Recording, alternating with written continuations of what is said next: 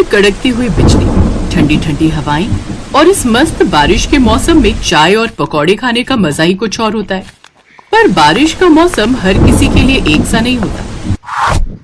वैशाली अपनी 12 साल की बेटी सौम्या और 5 साल के बेटे मोंटी के साथ एक झोपड़पट्टी में रहती थी। माँ देखो ना, हमारी छत टपक रही है, सारा पानी घर के अंदर इकट्ठा होता जा रहा है। अरे बाप रे, अगर कुछ नहीं किया तो पूरा घर पानी से भर जाएगा। आसमान में बिजली कड़क रही थी। वैशाली ने अपने झोपड़पट्टी की छत पर बहुत सारी पॉलीथीन और बोरी डाल दी, जिससे घर में पानी आना बहुत हद तक कम हो गया। मम्मी बस करो, नीचे आ जाओ, अब पानी ज्यादा नहीं आ रहा है और जल्दी से हमारे लिए पकौड़े बना दो। बरसात में पकौड़े खाने का मजा ही अलग होता है। क्यों दीदी? चुप कर मोंटी, देख नहीं रहा हमारी माँ कितनी मेहनत कर रही है। वो बाहर पूरी तरीके से भीग चुकी है और तुझे पकौड़े खाने की पड़ी है। वैशाली के पास उसकी मालकिन का फोन आया। तुम गरीब लोगों को ना टाइम की बिल्कुल वैल्यू नहीं है, इसीलिए तो तुम लोग भिखमंगों की तरह भीख मांगती रहती हो जिंदगी भर। घर का सारा काम पड़ा है, मेरे बेटे को पकौड़े खाने का बहुत मन हो रहा है और तू है कि अभी तक आई नहीं। मालकिन, बरसात बहुत तेज हो रही थी, इसलिए मेरी छत टपक रही थी, बस वही सही करने में लगी थी। मैं बस थोड़ी देर में आई। वैशाली ने जल्दी जल्दी अपने बच्चों के लिए नाश्ता बना कर दिया। सौम्या, तुम लोग खाना खा लो और मोंटी का ख्याल रखना। मैं काम पर जा रही हूँ। माँ, बाहर बहुत तेज बारिश हो रही है, ये पॉलीथीन ले लो ताकि भीगने से बच जाओ। वैशाली वो पॉलीथीन ओढ़कर अपने घर से निकल गई। बाहर सड़क पर घुटनों तक पानी भरा हुआ था। बरसात रुकने का नाम ही नहीं ले रही थी। हे भगवान, बस थोड़ा सा रुक जाओ, मुझे मालकिन के घर पहुँच जाने दो, फिर जितना मन हो बरस लेना। इतना कहते ही बारिश और तेज हो गई। आसमान में बिजली कड़कने लगी। तभी रास्ते में उसे एक बहुत बड़ा पेड़ गिरा हुआ दिखाई दिया, जिसने रास्ता रोक रखा था। हाँ, ऊपर वाला जब परेशान करता है तो जी भर कर परेशान करता है। सारा रास्ता ही रुक गया, अब मैं कैसे निकलूं? वैशाली ने किसी तरह गिरा हुआ पेड़ क्रॉस किया। चलो ये अच्छा हुआ। अरे मेरी चप्पल कहाँ गई? अरे अरे, ये लो, बह गई मेरी चप्पल भी। वैशाली ने गुस्से में दूसरी चप्पल भी उतार कर फेंक दी और किसी तरह से अपनी मालकिन के घर पहुंच गई। तुम भिखारियों की ना यही आदत है, कोई भी काम टाइम पर करोगे नहीं, फिर ऊपर वाले को दोष दोगे कि हमारे साथ तू इतना गलत क्यों करता है। मालकिन, बाहर बहुत बारिश हो रही है, सड़क घुटनों तक भर गया है, ये मैं ही जानती हूँ कि मैं यहाँ कैसे पहुंची हूँ। अरे वाह वाह वाह, इस महानता के लिए तो आपको इनाम मिलना चाहिए। चल चल, ज्यादा नाटक मत कर। सबसे पहले तू ये जो पूरी जमीन तूने गंदी की है ये साफ कर, उसके बाद सारे बर्तन धो और जल्दी से हमारे लिए चाय पकौड़ी और कुछ खाने का इंतजाम कर। वैशाली बिना कुछ बोले ही किचन में चली गई। पहले उसने चाय, नाश्ता और खाना बनाया, फिर सारी फर्श साफ की और खुद को भी साफ किया। माँ, लगता है वैशाली आंटी ने आज मन से पकौड़े नहीं बनाए, इसमें नमक बहुत ज्यादा हो गया है, मुझे नहीं खाने। क्यों रे चुड़ैल, तू मुझ पर अपना गुस्सा नहीं दिखा पाई तो इन पकौड़ों पर ही दिखा दिया। अब चल, दोबारा से पकौड़े बना और ये पकौड़े बाहर फेंक दे। वैशाली कुछ बोल नहीं रही थी, उसकी आंखों में आंसू थे। फिर भी उसने दोबारा पकौड़े बनाए और उसके बच्चे को खिलाए, और जो बाकी बचे हुए पकौड़े थे उसे उसने किसी पॉलीथीन में रखा और रात को घर जाने लगी। ए वैशाली, रुक रुक, ये तेरे हाथ में क्या है? क्या चोरी करके भाग रही है तू? मालकिन, मैं इतने सालों से आपके यहाँ काम कर रही हूँ, क्या मैं आपको चोर दिखती हूँ? आपने ही तो कहा था कि पकौड़े बाहर फेंक दो, तो बाहर फेंकने से अच्छा है कि मैं अपने बच्चों को खिला दूंगी। ये भी एक चोरी ही हुई। हर महीने पैसे लेती है ना, उन पैसों से पकौड़े खिला अपने बच्चों को। ये सब कुछ उसका पति देख रहा था और फाइनली हिम्मत करके वो वहां पर आया। अरे बब, ले जाने दो ना बेचारी को, जब पकौड़े बाहर ही फेंकने हैं तो बेचारी अपने बच्चों को खिला देगी। उन दोनों पति पत्नी को आपस में लड़ता देख वैशाली ने वो पकौड़े बाहर कुत्तों को फेंक दिए और वहां से बिना कुछ बोले चली गई। रात के अंधेरे में बारिश रुकने का नाम नहीं ले रही थी। वो पैदल ही चलती चली जा रही थी कि तभी अचानक शायद एक नाला खुला हुआ था। पानी भरा होने की वजह से वो दिखाई नहीं दे रहा था और वैशाली उस नाले में गिर गई। बचाओ बचाओ, कोई तो बचाओ, मेरे बच्चों का क्या होगा? इतनी तेज बारिश में बाहर कोई भी नहीं था जो उसे बचा पाता, इसलिए वो उस नाले में ही डूबकर मर गई। उधर उसके दोनों बच्चे अपनी माँ के लौटने का इंतजार कर रहे थे। दीदी 12 बज गए, अभी तक माँ घर नहीं आई। मोंटी, तू परेशान मत हो, सो जा। देख नहीं रहा कितनी तेज बारिश हो रही है? हो सकता है माँ मालकिन के घर ही रुकी हो। हमारे पास फोन भी नहीं है जो हम उन्हें फोन कर सके। रात भर उनकी माँ घर नहीं आई। अगले दिन जब बारिश बंद हुई तब नगर पालिका वालों ने उस नाले से एक लाश बरामद की जो कि वैशाली की ही थी। पुलिस पता लगाते लगाते उस मालकिन के घर पहुंच गई वैशाली की लाश लेकर। हाँ भाई, अब लोग इस डेड बॉडी को पहचानते हो? क्योंकि आसपास के लोगों से पता चला है कि ये आपके यहीं काम करती थी। इसके घर का एड्रेस बता दीजिए, मैं घर वालों को लाश पहुंचा देता हूँ। वैशाली की लाश देखकर मालिक और मालकिन दोनों की आंखें फटी की फटी रह गईं। हाँ इंस्पेक्टर साहब, ये तो हमारे यहाँ ही काम करती थी, ये कैसे मर गई? अरे कैसे क्या मर गई? तुम अमीर लोगों को इन गरीबों पर बिल्कुल भी तरस नहीं आता क्या? रात में काम से लौट रही होगी, रास्ते में बहुत बड़ा नाला पड़ा होगा और रोड इतनी ज्यादा भरी हुई थी कि उसे समझ में नहीं आया होगा, उस नाले में घुस गई होगी। ये लाश हमने नाले से ही निकाली है। मैं बार बार तुम्हें मना कर रहा था कि उस गरीब औरत को इतनी बरसात में मत बुलाओ।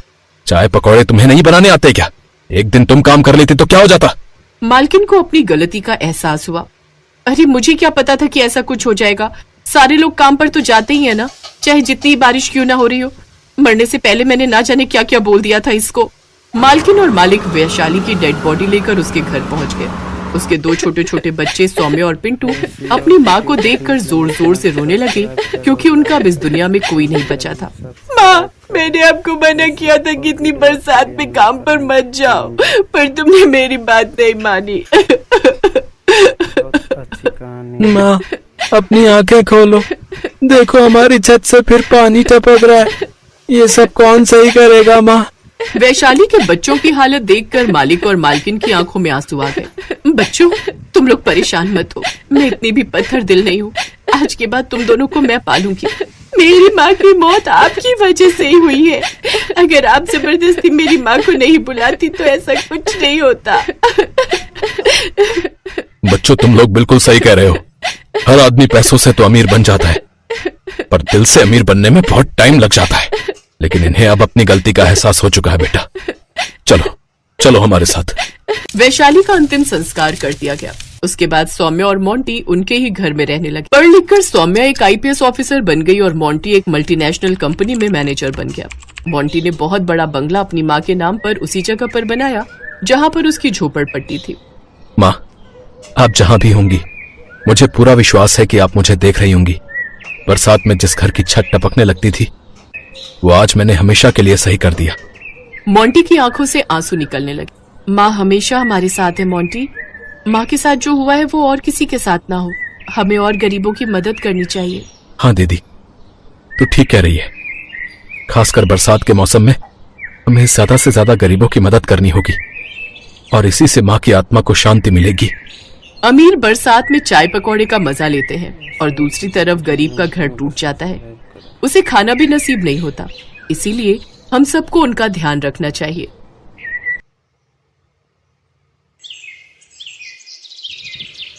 भीखू और उसकी पत्नी ममता का एक छोटा बेटा था। भीखू और ममता सड़कों पर सामान बेचकर गुजारा करते थे और वहीं फुटपाथ पर एक छोटी सी झुग्गी में रहकर गुजारा कर रहे थे। ममता दोबारा गर्भवती थी, इसलिए वो झुग्गी के आसपास ही रुकने वाले वाहन के लोगों को सामान बेचती थी। एक दिन ममता पुल वाली लाल बत्ती काफी देर तक रहती है, इस वजह से वहाँ भीड़ भी काफी रहती है। मैं सोच रहा हूँ आज थोड़ी देर वहीं सामान बेचकर आ जाता हूँ। इतनी भीड़ में ध्यान से जाना, लाल बत्ती खत्म होते ही गाड़ियाँ रफ्तार से दौड़ती हैं। भीखू पुल के नीचे सामान बेचने चला जाता है। ले लीजिए भैया, ये खिलौना आपके बच्चे के लिए। ये गुब्बारा ले लो भैया। हाँ हेलो, ये गुड़िया कितने की थी? 20 रुपए की है साहब। 20 रुपए? 10 रुपए की लगा ले, दे रहा है तो। इतनी देर में लाल बत्ती का सिग्नल खत्म हो जाता है। ले लो साहब, आप 10 रुपए ही दे दो। भीखू 10 रुपए लेकर जैसे ही गाड़ी वाले को गुड़िया पकड़ाकर पलटता है, एक गाड़ी उसे धक्का मार देती है। जैसे ही भीखू नीचे गिरता है, एक और गाड़ी उसे कुचल देती है। भीखू वहीं मर जाता है।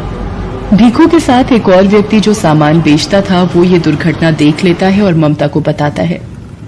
नहीं, ये नहीं हो सकता। मैं किसके सहारे जीऊंगी? आप मुझे क्यों छोड़ गए सूरज के बापू? बापू आप कहाँ चले गए? बोलो बापू। ममता सूरज के हाथ से भीखू का अंतिम संस्कार करती है। भीखू के देहांत के बाद ममता बिल्कुल अकेली हो गई थी। एक दिन ममता बेटे सूरज और गोद की बच्ची को लेकर दिन भर सड़कों पर गुब्बारे बेचती थी। एक दिन, सूरज तू यहीं सोनी के पास रहना, आज धूप और गर्मी ज्यादा है, इसलिए तुम दोनों यहीं रहना। मैं कुछ गुब्बारे और पेन बेचकर सोनी के लिए दूध और तुम्हारे लिए रोटी ले आऊंगी। ममता गुब्बारे और पेन बेचने चली जाती है। साहब पेन ले लो, 10 रुपए में 5 पेन है, ले लो ना साहब। ले लो बीबी जी, ये गुब्बारा ले लो, आप खरीद लोगी तो मैं बच्चों के लिए कुछ खाने को ले जाऊंगी। ममता बड़ी मुश्किल से कुछ गुब्बारे बेच पाती है और थोड़ा दूध और रोटी बच्चों के लिए खरीद कर लाती है। तभी एक महिला ममता के पास आती है। ममता, कल हमें ये झुग्गियां खाली करनी पड़ेंगी, यहाँ से अब तू भी कहीं और रहने की जगह ढूंढ ले। मैंने तो एक बस्ती में 100 रुपए किराए पर एक झुग्गी ले ली है, बस तुझे ही खबर देने आई थी। हे भगवान, अब अपने दोनों बच्चों को लेकर कहाँ जाऊंगी? अपने बच्चों के रहने के लिए मुझ गरीब का घर कहाँ से लाऊंगी? ममता अपने बच्चों को लेकर एक दुकान के बाहर बैठ जाती है। तभी सामने एक ऑटो रिक्शा पलट जाता है और एक महिला ऑटो रिक्शा से गिर जाती है। ममता भागती हुई महिला के पास जाती है। ओ भैया, कैसे ऑटो रिक्शा चला रहा था? देखकर नहीं चलाया जाता? जल्दी इन्हें हॉस्पिटल लेकर चलो। ममता उस महिला को संभाले बच्चों के साथ हॉस्पिटल पहुंचती है।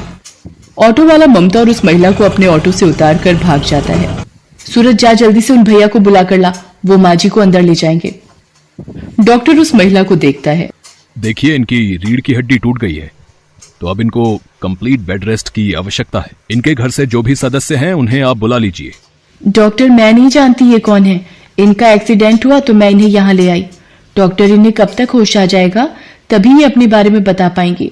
1 से 2 घंटे में इन्हें होश आ जाएगा। लगभग 2 घंटे बाद उस महिला को होश आता है और वो अपने बारे में बताती है। मेरा नाम राजरानी है। पता नहीं उस ऑटो रिक्शा वाले ने कैसे चलाया कि अचानक से ठोकर लगी और ऑटो पलट गया। उसके बाद मुझे धुंधला सा याद है कि तुमने मुझे उठाया था और ऑटो में बिठाया। तुम्हारा बहुत बहुत शुक्रिया बेटी, जो तुम मुझे यहाँ ले आई। माँ जी, आपकी रीढ़ की हड्डी में फ्रैक्चर हुआ है, इसीलिए आपको घर ले जाने के लिए एम्बुलेंस की व्यवस्था करनी होगी। बेटी, मेरे पति अपने बिजनेस के काम से दूसरे शहर गए हुए हैं, मेरी एक सहायता करो। एम्बुलेंस में मेरे घर तक पहुंचने में मेरी मदद कर दो। डॉक्टर, मैं बिल अकाउंट से भर दूंगी, आप एक एम्बुलेंस की व्यवस्था करा दीजिए। माँ जी, आप बिल्कुल भी चिंता मत करिए, मैं आपके साथ ही चलूंगी। ममता राजरानी को एम्बुलेंस में घर तक लेकर आती है। राजरानी को उस वक्त एक सहारे की बहुत जरूरत थी, जो ममता के रूप में उन्हें मिला था। घर पहुंचकर राजरानी अपने पति महेंद्रनाथ को फोन पर सारी बात बताती है। ममता, मैंने अपने पति को फोन कर दिया है, वो कल सुबह ही वापस आ रहे हैं। क्या तुम कल सुबह तक मेरे पास रह सकती हो? ममता राजरानी की बातों को सुनकर रोने लगती है। क्या हुआ ममता, तुम अचानक रोने क्यों लगी? कोई जबरदस्ती नहीं है बेटी, तुम अगर नहीं रुकना चाहती तो कोई बात नहीं, और फिर तुमने इतना कुछ किया है मेरे लिए, वो बहुत बड़ी बात है। ममता राजरानी को अपने रोने का असली कारण बताती है और अपनी जिंदगी की सारी आप बीती सुनाती है, जिसे सुनकर राजरानी की आंखों में आंसू आ जाते हैं। आप ही बताइए माँ जी, अब मैं क्या करूं?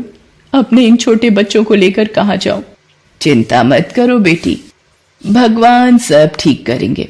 वहां सामने मेरी रसोई है, तुम वहां जाकर अपने लिए भी भोजन बनाओ, मेरे लिए भी, और इन बच्चों को भी खिलाओ। कब से तुम मेरी वजह से भूखी हो और बच्चे भी तुम्हारे साथ भूखे हैं। माँ जी, पहले आप ये दवाई ले लीजिए, और आपको किसी भी चीज की जरूरत हो तो मुझे आवाज लगा देना। ममता राजरानी और सूरज को खाना देती है और सोनी के लिए थोड़ा दूध भी गर्म करती है। अगले दिन जब महेंद्रनाथ वापस आता है तो उसे सारी बात पता चलती है। वो भी ममता का धन्यवाद करते हैं। ममता बेटी, तुमने राजरानी के लिए इतना सब कुछ किया, उसका मैं हमेशा शुक्रगुजार रहूंगा। धीरे धीरे राजरानी की तबीयत में सुधार होने लगता है। ममता राजरानी की बहुत सेवा करती थी। 1 महीने बाद राजरानी बिल्कुल ठीक हो जाती है।